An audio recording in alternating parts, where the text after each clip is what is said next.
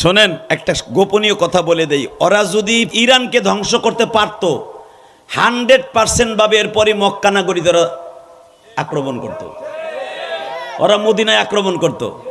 ইরানকে দিয়ে আল্লাহ ওদের সমস্ত প্ল্যান প্রোগ্রামকে জীবনের তরে শেষ করে দিয়েছে, বলেন আলহামদুলিল্লাহ। আমি 2013 সালে ফিলিস্তিন সফর করছি, জেরুজালেমে বাইতুল মুকাদ্দাসে আমি নামাজ পড়েছি। আমি দেখেছি তখনকার ফিলিস্তিন আর এখনকার ফিলিস্তিন ফার ডিফারেন্স। যেই ফিলিস্তিনে জন্ম নিয়েছিলেন, যেই ফিলিস্তিন অর্থাৎ বাইতুল মুকাদ্দাস থেকে 8 কিলোমিটার দূরে আমার বাবা ইব্রাহিম আলাইহিস সালামের কবর। আমি একজন নবীর নাম নিব, আপনি আল্লাহু আকবার জোরে বলবেন। ইব্রাহিম নবীর কবর আমি নিজে জিয়ারত করেছি। এর সাথে ইসহাক নবীর কবর।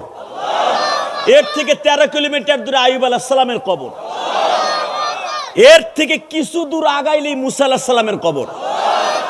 এর থেকে 20 কিলোমিটার দক্ষিণে গেলে ইউসুফ নবীর কবর। এর সাথে ইয়াকুব নবীর কবর। এরপরে ইউনুস নবীর কবর। এরপরে পৃথিবীতে সবচাইতে যেই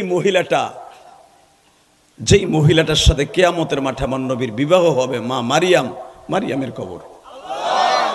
সব কবরগুলো বোমা দিয়ে উড়াই দিতে চাইছে, একটা কবরের কাছেও যাইতে পারে নাই। আর এই কবরগুলোকে রক্ষা করার জন্য, নবীদের কবরকে রক্ষা করার জন্য ফিলিস্তিনি গাজার মুসলমান জীবন উৎসর্গ করে দিয়েছে। বিবি হারাইছে, সন্তান হারাইছে, মা হারাইছে, গরু ছাগল কুত্তা বিলাই বাড়ি সব শেষ করছে, নবীদের কবরকে রক্ষা করেছে। আজকে তোরে ধ্বংস করবে ছোট্ট একটা দেশ দিয়ে ফিলিস্তিনের অ্যাকশন নেবে ইরান দিয়া। এই ইরান শিয়া হোক আর সুন্নি হোক এটা দেখার বিষয় নয়। ইরান মুসলমান, ইরান দিয়া আল্লাহ পাক এই বেজরমা গুলাকে ধ্বংস করুক, এই প্রস্তাবে আপনি রাজি আছেন না নাই? কে কে রাজি আছো? আল্লাহকে দুই হাত তুলে দেখায় দাও। এখান থেকে বুতাম চাপে যে এটা পড়বে তেলাবিতে, যে পড়বে তেলাবিন ইসরায়েলের সবচাইতে ভিআইপি গেস্টের জায়গা, অর্থাৎ আমাকে গুলশান বনানী যেরকম ভিআইপি, তেলাবিয়ান এটা হলো ইসরায়েলের সবচাইতে ভিআইপি এলাকা। পুরা শেষ করে দিছে। একটা বিল্ডিংও নাই, একটাও নাই মুসলমানের পরে, একটাও নাই, সব শেষ। সব ফার্মের মুরগির মতো পড়ে রয়েছে। একটা মানুষও নাই, কুত্তাও নাই, সব মাইরে ফেলাইছে। কিন্তু ওরা মিডিয়া ঢুকতে দেয় না, বুঝতে দেয় না। গাজার মুসলমানকে যেমনে শেষ করছিল, গাজা ছিল মুসলমানের ফিলিস্তিনের মধ্যে সবচাইতে ভিআইপি এলাকা, সেটাকে শেষ করে দিয়েছে মুসলমানের। আর অগ তেলাবিয়া যেটা সবচাইতে ভিআইপি পার্সোনাল এলাকার লোক থাকতো, ওইটারে শেষ করে দিয়েছে। এখন তো নেতানিয়াহু পাও ধরতেছে। এটা কি খুশি লাগে না? কথা কন না কেন? খুশি লাগে না?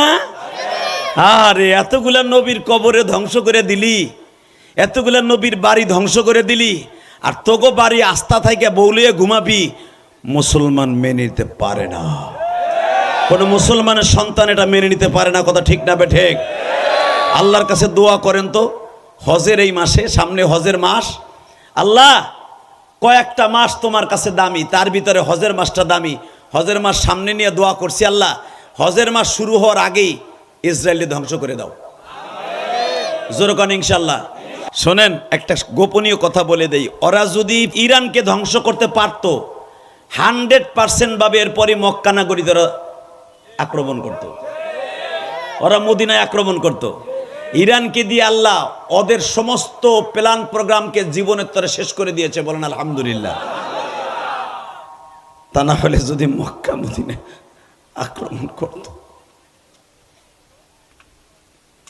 আমার মনে হয় এখানে বসে আপনি শান্তিতে ঘুমাইতে পারতেন না। দুঃখে দুঃখে কাঁদতেন। ওদের প্ল্যান ছিল এরপরই মক্কা মদিনায় তারা আক্রমণ করবে। আল্লাহ ছোট্ট একটা দেশ দিয়া শেষ করে দিল বেঈমানরে। আলহামদুলিল্লাহ বলেন। আপনি খুশি আছেন তো ইনশাআল্লাহ? একমাত্র এই সামাজিক বৈষম্যতার কারণে ইসরায়েল মুসলমানকে ধ্বংস করতেছে, যে আমরা থাকবো বিশ্বের মোড়ল। ঠিক তেমনি মক্কার যে সবচেয়ে